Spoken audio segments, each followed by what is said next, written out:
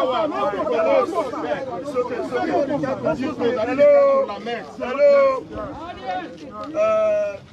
be candid with you, we must recognize the fact that there are constitutional authorities in the state. Even if we have angers in our hearts and mind, I strongly believe that decorum should be maintained. For that reason, to some of us, why we are here today is because of the fact that the law was enacted in 2017, and to some of us, the law was seen as a toothless bulldog. The need for the government of the day to reinvigorate it in 2021 became so sacrosanct. And the government of the state, ably led by His Excellency Governor Godwin Obaseki, and the current deputy governor standing with us right now, see the need to retouch the law so that anybody who contravenes the nitty-gritty of the law will remain to face the full wrath of the law. And while we are here today, we are not protesting against the government of the day. We are not protesting against the institutions in the state.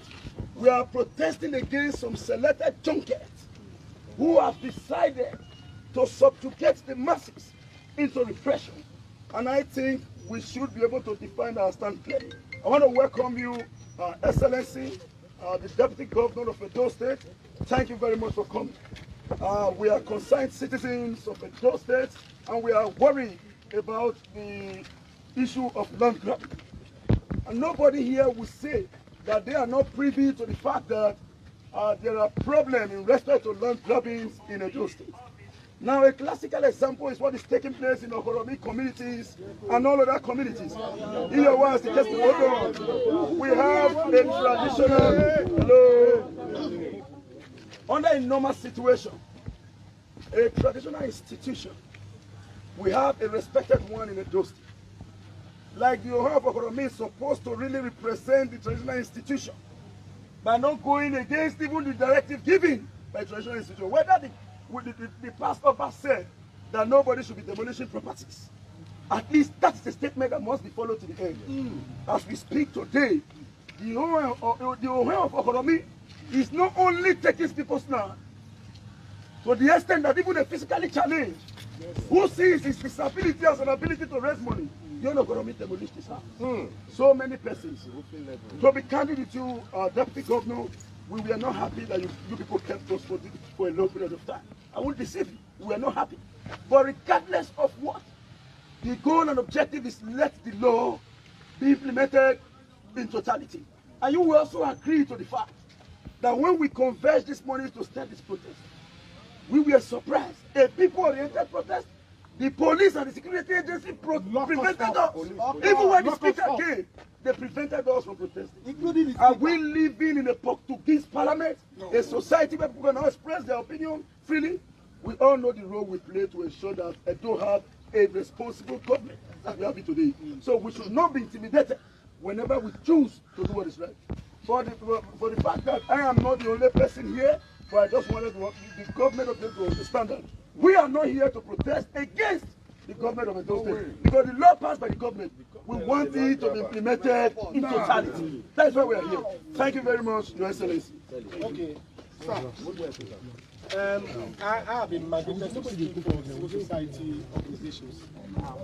So you know, I will start from a bottom-up approach. When they meet a stakeholder meeting with the government, when the government we rub minds together, and he told you that anytime you are protesting, you should be duly informed and you'll be carried along. And that you did on June 12th, you marched with us. And we communicated to the appropriate quarter. When we get to you, we don't know. We are saying, sir, what happened when we were protesting against May hike also repeated itself today. The Speaker of Edo State, by law, I think that should be like the citizen of Edo State. The police only had the habit, this present CP, only had the habit to prevent us not to protest, and we look up for a cover-up story to cover his atrocity. So we are telling you, enough is enough, and if we waited, there is no action between that in a week, we, the concerned citizens of Edo State and other civil society organization, market that will be on the street to demand for that CP to be transferred. If it didn't pass through police college, they should take it back to police college to go and learn the tenet of the law. Protest is a political tool to attract public sympathy in a democratic society. Sir, what we came here to do is very simple. And my brother has said so many things. We are just saying, implement the law in practical terms. We have heard so much English. As I speak to you, I've been to PPP here. My property in Obasagbo, 1 by 2, was taken away from me since 4 years. My mom bought there, my auntie bought there, all my family were born and there. Our landlord be about 15 plots. The former city chairman, Joshua, took all of our land for 4 years, sir. They are not even allowing me to go and get to the distance where my land is. And we are saying, we are frustrated, we are tired. We want that new law to be implemented to the letter. We want to start seeing people taken to jail. We don't want to hear stories. We want to see people that they should be taken to jail. We are tired of what we call hush or hair in different communities. We are tired of all hush and nike in different communities. We are tired of hush or joy in different communities. If they cannot follow the law, they should be sent to jail. Thank you, sir. Mr. Your Excellency, sir. My name is Felix Zeret. I represent the concerned lawyers in Edo State who are against land grabbing. Your Excellency, I want to tell you 2 very sad stories. One of them is a woman, an elderly woman who is there, 80 years. The widow, she has been 10 years from Okoromi. So she sells vegetables for 12 years. For 12 years. For 12 years, she has been building the house in Okoromi. The same individuals involved, they destroyed the house, they demolished the land.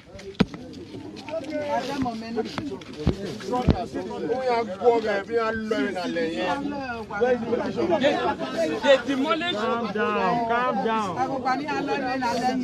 They demolished our property. Your Excellency, as a lawyer in Edo State, one of our major sources of income is through drafting of agreements and agency. But unfortunately today, I can assure you that our clients who are in diaspora, who are outside Nigeria, they no longer want to invest in Edo State again. They go to Lagos, they go to Abuja, they go to Ogun to go and buy property because they are no longer safe in terms of acquiring property in Edo State. Your Excellency, if you go to a place like Obanyata today, I can assure you that nobody is building a house. The reason is that if you want to build a house, they will come, they will pay development fee, they will pay verification fee, they will pay all sorts of fees, even pointer. They collect money from people every day. Where we are here is very simple, Your Excellency. We are saying that enough is enough. Our people labor to acquire land. People who have never worked in their life, we go there, intimidate them, collect the land from them, and say it to another day. As a lawyer, I have also a practical case I want to tell you involving my client who came from Delta to invest in Okoromi. He bought 4 plots, and we gave him a template of what he needs to invest in Edo State. Unfortunately, this on hand, when he was the Okahele, that was when he sold the 4 plots to him. I can tell you today, right now, he took 2 of the plots from him. When we went to the community to arrest people who were working there, they said the Ohen told them that the Oba gave him the mandate to collect the land from him. So we tried to approach the Ohen. He said, okay, what will happen right now? Through intervention of the prince in the kingdom, that we should go and bring 1 million naira. That if we pay that 1 million naira, he will leave the land. Sadly, unfortunately, we actually gave them the 1 million naira. After collecting the 1 million, they still refused to leave the land. That is that oppression and average Edoma is passing through. We are here representing everybody in Edo State who are already tired of the oppression, of the repression, of the depression of these individuals who are illiterate. They go to communities every day. They oppress people, collect their land. That is their source of livelihood. We want to appeal to the government that our people are suffering. The aim of every government is to stand for the ordinary man. And I believe that as a former comrade, you believe in justice, you believe in equity, and you believe in justice. We want to appeal to you that today, from today, let some of your hand, let some of your kagele be used as deterrence. The essence of any law is deterrence. Without punishment, there won't be deterrence. It cannot be a mere paper without implementation. We are talking about prosecution, and the oil economy to be used as a lesson. Yes. That's what we are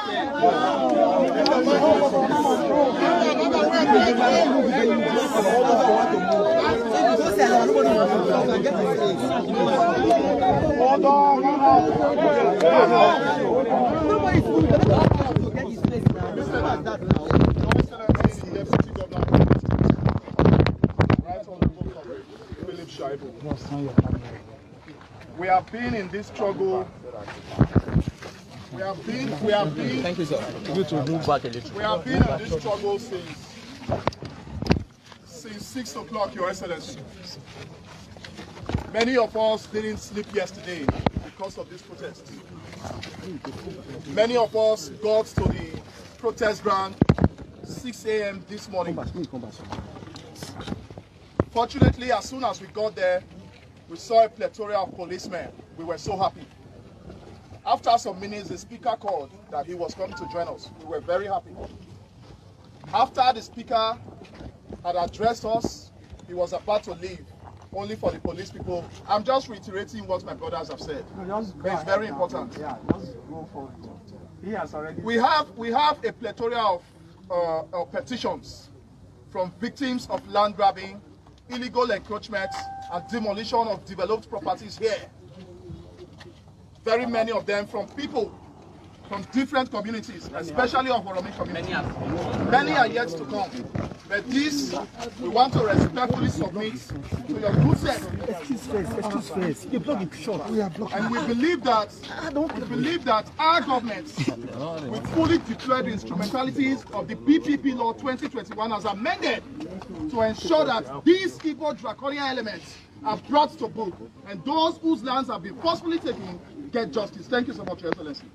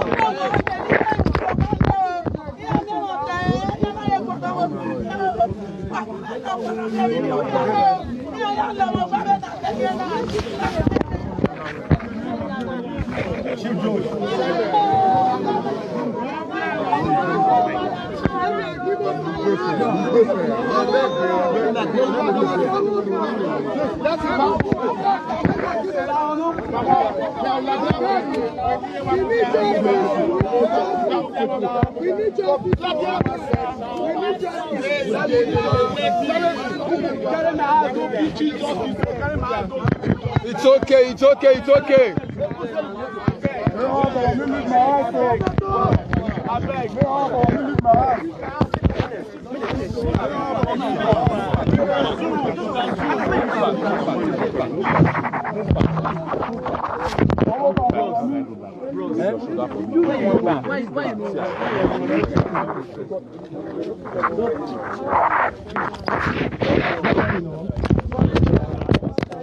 First to apologize for coming, like you said, late.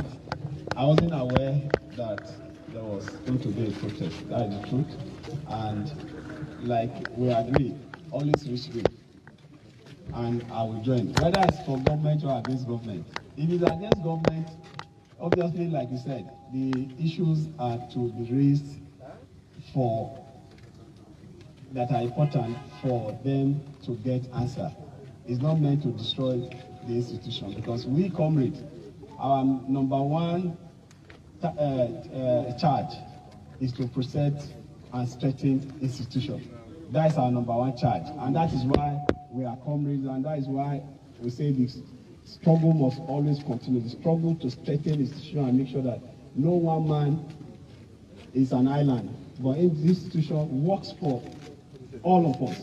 That is our number one charge as comrades. So when we are protesting, obviously we are protesting out of maybe one thing that we need to be addressed. Not, but unfortunately, you know, because we are now in democracy, a lot of persons have their own personal score to settle, and they want to come in the name of protest. So the ability to distinguish genuine comrades that really believe in that number one charge, which is strengthening. If there is certain things that are working in these institutions that are not working in favor of the majority, it's our duty to cry out for attention to be drawn to those issues.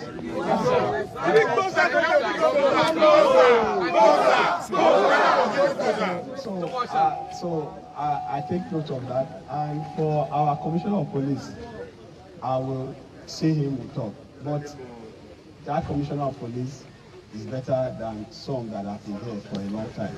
He's doing his work well. But this other area we'll discuss to see how we can make it more civil. But in terms of the successes so far, we've recorded in this S-Men and this, he's one person that does not sit in the office. He goes there even at night. It's one man that we know. I gave him one name. I said he's technology bush CP. I call it technology bush. You can imagine technology and bush together. The bush aspect is that he doesn't just send his people. He joins them to go into the bush. Many times he has done that. So the other aspect, everybody is not complete. There must be one to discuss to resolve the other one. Then the other one about the law that I just passed. I want to assure us that we have a governor that is not paper governor. His actions are more than the paper tape.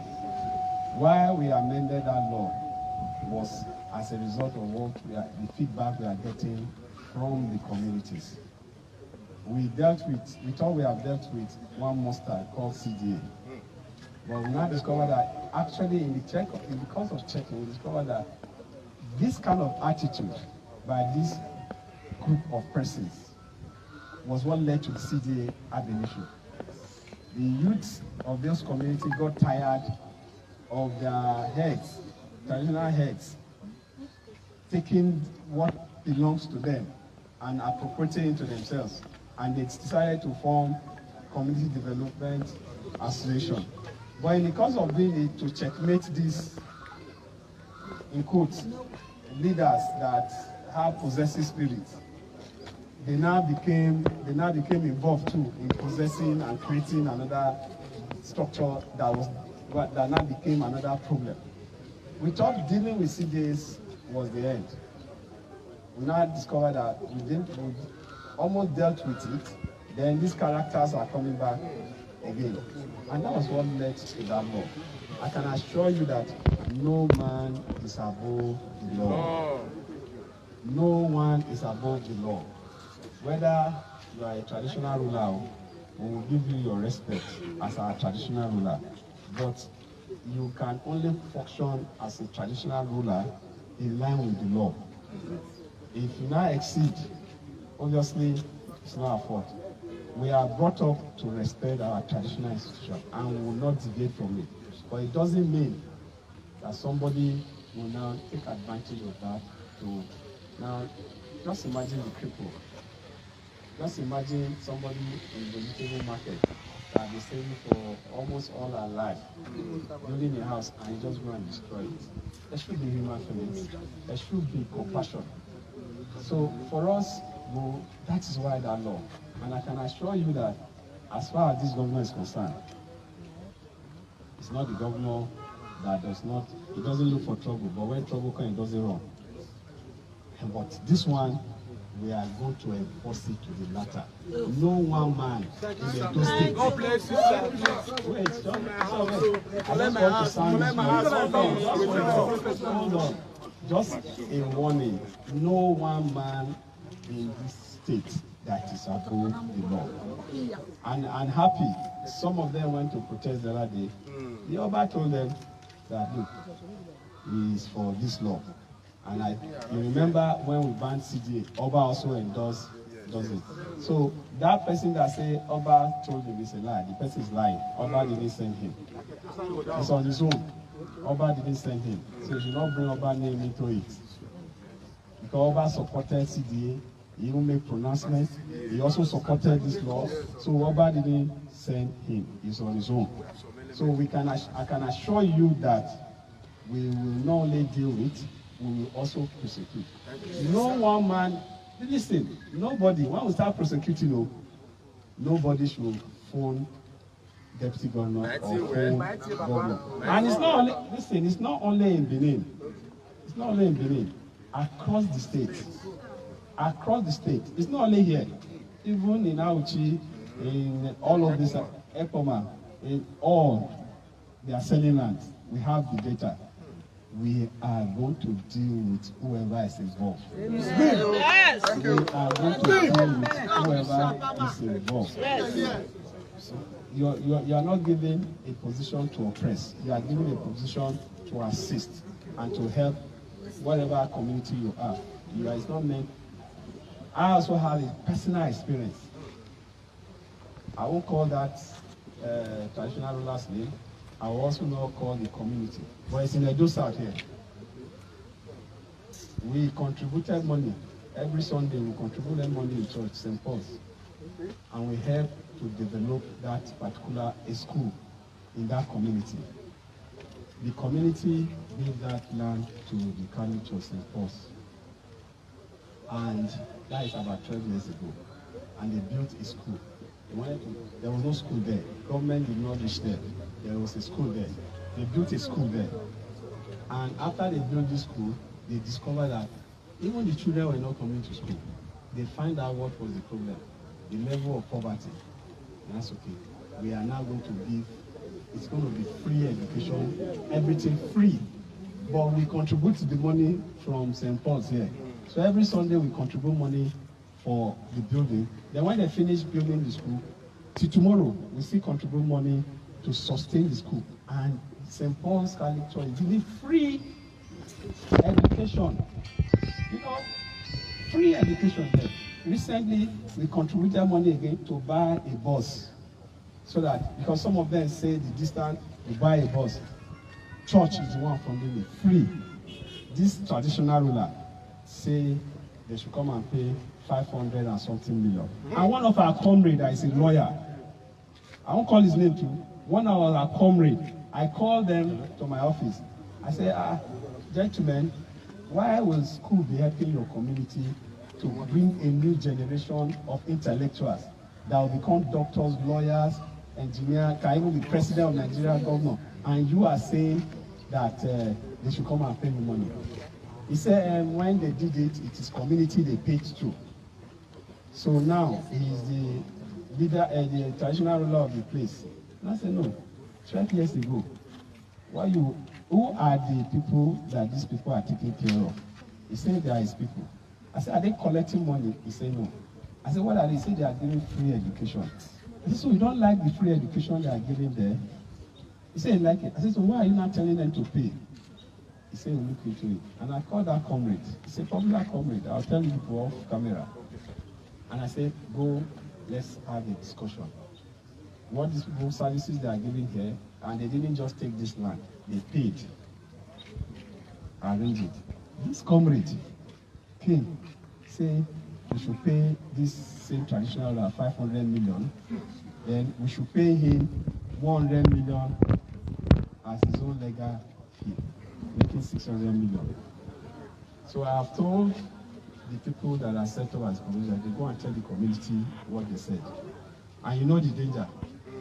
So this kind of characters, are they fit to be traditional? No! This kind of person cannot be a traditional ruler. But why are you a traditional ruler when you cannot promote development in your community? No school, no hospital. No school, no hospital. Somebody is giving school and hospital. You say they don't give you money, he cannot continue with the school. He cannot continue with the hospital. He doesn't know any of development. So person is not fit to hold any position in that community. So for us as a state, we are clear. We promise that we want to have a state where not only our children that are outside the country or within the country, but investors will come in to invest. And the only way we can have investors invest is when we have an environment that is conducive, that can protect their investment. And when we have this investment, the issue of unemployment is history. And when we tell them every time that I want to create jobs, they think it's civil service job. Civil service job cannot handle the entire state. We are talking about government doing its function, creating an environment that everybody can invest and job opportunity will be massive. So we are clear. We are clear of what this government wants to achieve.